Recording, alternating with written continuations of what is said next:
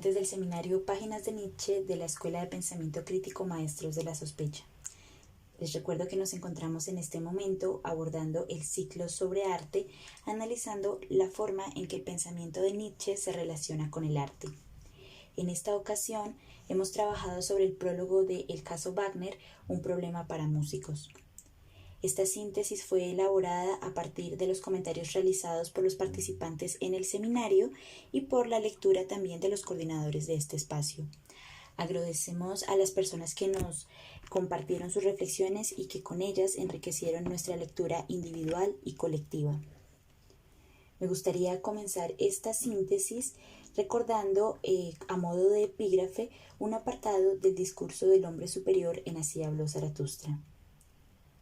Hoy los más preocupados preguntan, ¿cómo se conserva el hombre? Pero Zaratustra es el único y el primero que pregunta, ¿cómo se superará al hombre? El superhombre es lo que yo amo, él es para mí lo primero y lo único, no el hombre, ni el prójimo, ni el más pobre, ni quien más sufre, ni el mejor. Hermanos míos, lo que puedo amar en el hombre es que es un tránsito y un ocaso. También en vosotros existen muchas cosas que me hacen amar y esperar. Hombres superiores, habéis despreciado y eso me hace albergar esperanzas, pues los grandes despreciadores son los grandes veneradores. La lectura que nos convoca esta semana es el prólogo de El caso Wagner, un problema para músicos, texto publicado por primera vez en el año 1888. En este texto nos encontramos con un Nietzsche profundamente amoroso de la música y que ve en esta un reflejo de las épocas. Así, se afirma como un pensador de la salud de la cultura, que al tener la música como una de sus máximas conquistas, sabe leer en ella su tiempo. Por eso es importante señalar que más allá de la relación personal de Nietzsche con Wagner, de su intensa amistad y posterior desencuentro, en este texto estamos ante la lectura de una época y la toma de posición frente a un problema, como se pone en evidencia en el aforismo 279 de la Gaya Ciencia. Abro comillas. Pero luego la llamada irresistible de nuestra misión nos impulsó de nuevo a alejarnos el uno del otro. Cada uno por mares diferentes, hacia tierras y bajo soles distintos. Quizás para no volvernos a ver nunca, quizás para vernos una vez más, pero sin reconocernos. En este prólogo hay una disposición filosófica en la que nuestro pensador lee en la obra de Wagner su época y su propio ser. La labor de Nietzsche, como crítico de la cultura, implica un análisis de los supuestos de su época que llevan al nihilismo o a la decadencia, para oponerle la posibilidad de un dios bailarín y dionisiaco que esté en capacidad de afirmar la voluntad de vivir. Pero también hay en esa disposición un análisis doloroso del lugar que la época ocupa en cada sujeto y de alguna forma de un distanciamiento de la manera en que ha hecho lugar en cada uno. Wagner y Nietzsche representan diferentes posiciones frente a los valores de una misma época. Nietzsche se rebela contra lo impuesto, Wagner conspira a favor de la corriente social. En este prólogo, Nietzsche afirma que romper con Wagner fue una fatalidad y que volver a estimar luego cualquier cosa significó una victoria. Giorgio Colli, en su introducción a Nietzsche, recoge de forma muy bella la complejidad del vínculo entre estos dos personajes sin igual en la historia reciente del arte y del pensamiento. Ambos representan un final, un crepúsculo, y ambos descienden juntos. Amigos y enemigos intensos, unidos por una esperanza y separados por la forma en que interpretaron los valores de su época, ninguno de los dos se resignó a la contemplación, sino que su expresión quiso extenderse al campo de la acción. La relación de Nietzsche con Wagner ha sido muy documentada, no solo en los textos en los que éste se refirió a aquel de forma inequívoca, sino por su larga e íntima correspondencia, que da cuenta de un fracaso a causa de la esperanza de actuar, pero que tuvo momentos de gran productividad e intensidad para ambos. Diego Sánchez Meca, en Nietzsche y la crisis de la modernidad, nos invita a un recorrido por este vínculo tan significativo para reflexionar sobre la forma en que Wagner influyó en el pensamiento de nuestro maestro de la sospecha. Sánchez Meca afirma que para Nietzsche, Wagner representó la concepción romántica del arte y, particularmente, de la música, como elemento revolucionario, como instrumento eficaz de renovación cultural, como medio de revitalización espiritual, como supuesta posibilidad de solución al problema de la decadencia. Sánchez Meca dice, Wagner, escribe Nietzsche posteriormente, creyó en la revolución como solo han creído ciertos franceses. ¿De dónde procede toda la desventura del mundo?, se preguntaba Wagner, y respondía como todos los ideólogos de la revolución, de los antiguos convencionalismos, o sea, de las costumbres, de las leyes, la moral, las instituciones, de todo aquello sobre lo que reposa el mundo antiguo, la sociedad antigua. ¿Cómo se elimina entonces la desventura del mundo? Y respondía Wagner, basta con declarar la guerra a los convencionalismos. Para Sánchez Meca, Nietzsche se distanció de Wagner sobre todo cuando tomó conciencia de lo que significaba la comprensión, desde Schopenhauer, de la música, que Wagner había abrazado y aplicaba a su propia obra, y rompió con él cuando Wagner daba finalmente una respuesta cristiana al problema de la redención. Nietzsche dirá sobre Wagner que se convirtió en un oráculo, en un sacerdote, e incluso más que en un sacerdote, en una especie de portavoz del en sí de las cosas, en un teléfono del más allá. En adelante ya no recitaba solo música, este ventrílocuo de Dios, sino que recitaba metafísica. A propósito de esto, podríamos preguntarnos si este cambio de disposición frente a su antiguo maestro representa una contradicción, o si no, si es más bien el devenir propio del pensar, de una actitud de duda, de sospecha frente a lo que se hereda. El rompimiento de la relación de Nietzsche y de Wagner no fue el único en la vida de nuestro pensador de referencia. Por el contrario, se trató de algo muy característico de la forma de éste de relacionarse con sus maestros. Christian Niemeyer, y entre otros comentaristas de Nietzsche, entiende estos rompimientos desde el concepto de la transferencia paterna, recordando primero que la dedicación a la filología se dio bajo la influencia de Ritschl. Luego ocurrió un alejamiento de este acelerado por el descubrimiento de Schopenhauer y desde ahí por el traslado de la transferencia a Wagner, que lo llevó a interpretarse a sí mismo como un filósofo wagneriano. Frente a este último hizo un rompimiento vehemente, llegando a señalar incluso, y abro comillas, que nunca se ha hecho grande todavía el influjo de un hombre y de su obra sin que haya tenido discípulos ciegos. En el prólogo que trabajamos en esta ocasión, el pensador alemán interpreta la ruptura de este vínculo como una curación. Las reflexiones de Nietzsche acerca de la salud y la enfermedad han sido largamente estudiadas por muchos filósofos que se han dedicado a la reflexión de su obra y que han concluido que dicha concepción se asienta en el discurso filosófico del siglo XIX, que trataba de trazar nuevos límites entre lo patológico y lo normal, lo enfermo y lo sano. Según Niemeyer, Nietzsche trasvalora la experiencia de la enfermedad como una gran maestra de la sospecha, donde el enfermo no sale de ella como un hombre mejor, pero sí como un hombre más profundo. La mirada del enfermo sobre los sanos y viceversa hace entonces tomar conciencia de los problemas. La superación de la enfermedad parte de la voluntad de poder, que para el pensador pertenece más al instinto que a la conciencia.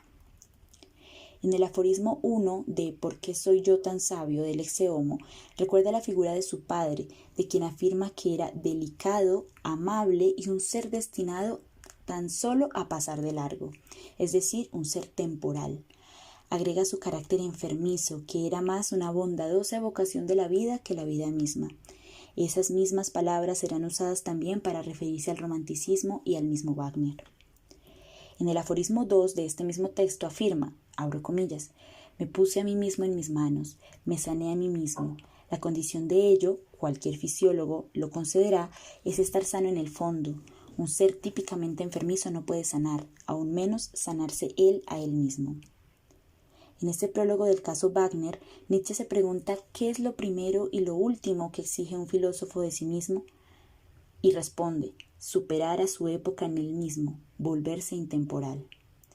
Y se pregunta, ¿contra qué ha de sostener el combate más duro? Y responde, contra aquello en lo que él es precisamente un hijo de su tiempo.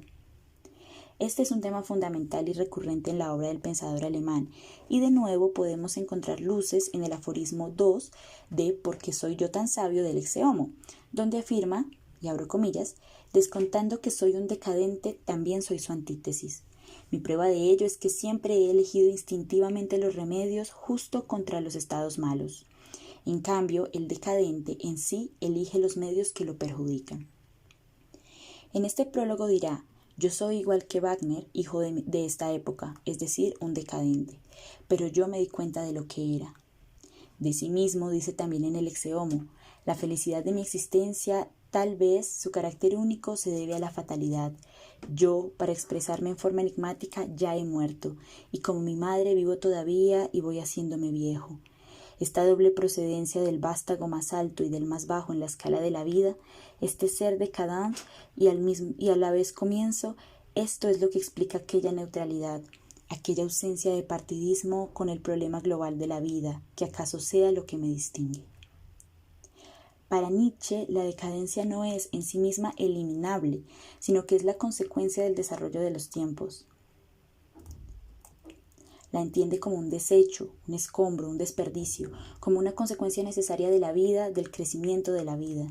De esto dan testimonio sus anotaciones sobre la decadencia que aparecen en la nota 13 de El Anticristo en la edición de Alianza Editorial. Nietzsche se considera como un hombre con el olfato más fino para captar los signos de la elevación y la decadencia, como un maestro por excelencia en reconocer estos signos, porque conoce ambas cosas y es, asimismo, ambas cosas. Los signos de la decadencia serían una vida empobrecida, la voluntad de tener un final, el gran cansancio y una moral que niega la vida.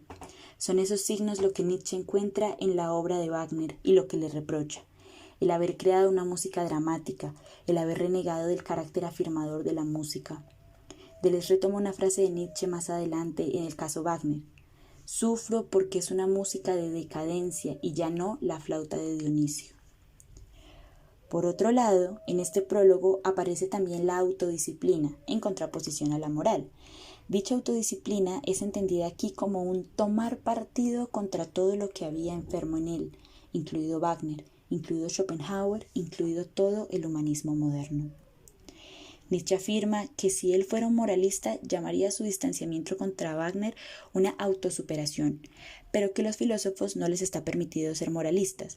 Por eso la llama una forma de evitar la decadencia, una curación, un haber encontrado la forma de ser intemporal. En esto, y siguiendo el cuestionamiento planteado en uno de los comentarios realizados por los participantes del seminario, aparece la pregunta de si en estas palabras, decadente, cura, enfermedad, no hay acaso una visión moralista del asunto, así como en el planteamiento de la posibilidad de una superación de lo humano. Y aparece también una pregunta aún más amplia: ¿es posible entonces eludir lo moral? Un apartado que permite acercarnos a lo que entiende Nietzsche por moral aparece en el aforismo 2 de ¿Por qué yo soy tan sabio?, en el Exe Homo, donde afirma que se trata de no creer ni en la desgracia ni en la culpa, de liquidar los asuntos pendientes consigo mismo, con los demás y de saber olvidar. Asimismo, en las anotaciones que realiza sobre la decadencia mencionadas anteriormente, afirma que la distinción entre el bueno y el malo son únicamente dos tipos de decadencia y que están relacionados en todos los problemas fundamentales. Esta moralidad es lo que encuentra Nietzsche en el romanticismo, una resignación piadosa frente al pasado, una huida del presente y una desconfianza hacia lo nuevo. Niemeyer concluye que el pensador alemán rastrea el origen del romanticismo hasta el padecimiento por el empobrecimiento de la vida que busca la salvación a través del arte y del conocimiento, y que Nietzsche lo que critica es el anhelo de salvación como un pesimismo romántico y un nihilismo pasivo, que alcanzaría su florecimiento cultural en la filosofía de la voluntad de Schopenhauer y en la música de Wagner, al que le faltaría la fuerza de crear nuevas ilusiones, es decir, verdades, necesarias para no caer en la resignación y sucumbir en el nihilismo. Desde allí se entiende la afirmación de que Wagner es perjudicial, pero no por ello le es posible a los filósofos prescindir de él. Nietzsche afirma en este prólogo que a través de Wagner la modernidad habla su más íntimo lenguaje, que ha olvidado tener ante sí misma cualquier tipo de vergüenza, y además agrega: Wagner resume la modernidad, no hay alternativas, primero se ha de ser wagneriano. Entonces, Wagner representa su época y eso traslada la pregunta a ¿por qué el filósofo no puede eludir lo contemporáneo? Nietzsche no está sugiriendo una forma de anacronismo, donde se está absolutamente desconectado de la propia época. Lo que está proponiendo es que el ser contemporáneo debe ser complementado por el ser intemporal, es decir, hacerse a los elementos para poder realizar una crítica de su propia época. La filosofía no puede ser anacronismo ni evasión, sino que el pensar debe implicar estudiar la propia época, pero a partir de un poder distanciarse de ella. Esta idea se recoge en el aforismo 212 de Más allá del bien y del mal de la siguiente forma: va pareciéndome cada vez más que el filósofo, en cuanto es un hombre necesario del mañana y del pasado mañana, se ha encontrado y ha tenido que encontrarse siempre en contradicción con su hoy. Su enemigo ha sido siempre el ideal de hoy. Y continúa: al poner su cuchillo para viviseccionarlo, precisamente sobre el pecho de las virtudes de su tiempo, delataban cuál era su secreto: conocer una nueva grandeza del hombre, un nuevo y no recorrido camino hacia su engrandecimiento. De esta forma, en el prólogo del caso Wagner, Nietzsche se posiciona como un pensador que se sabe heredero de su época y que por eso sabe que es necesario leer sus supuestos en sí mismo para dejar de ser un decadente y abrirse a un espacio de la salud en la cultura. Sin embargo, lejos de dejar respuestas inequívocas, este texto del pensador alemán nos presenta y deja abiertos muchos interrogantes, entre los cuales es posible mencionar: ¿qué hace a la música aparentemente subjetiva representar los valores propios de una época?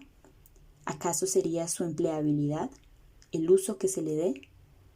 ¿Puede alguna forma de la música y del arte en general empobrecer la vida? ¿Puede el arte llevar consigo un precepto moral? Con estas y otras preguntas que seguramente aparecieron en la lectura de todos, dejamos hasta aquí la síntesis del día de hoy. Les agradecemos mucho por sus aportes, por su escucha activa, por su participación de diversas formas en este seminario. Que tengan un excelente día.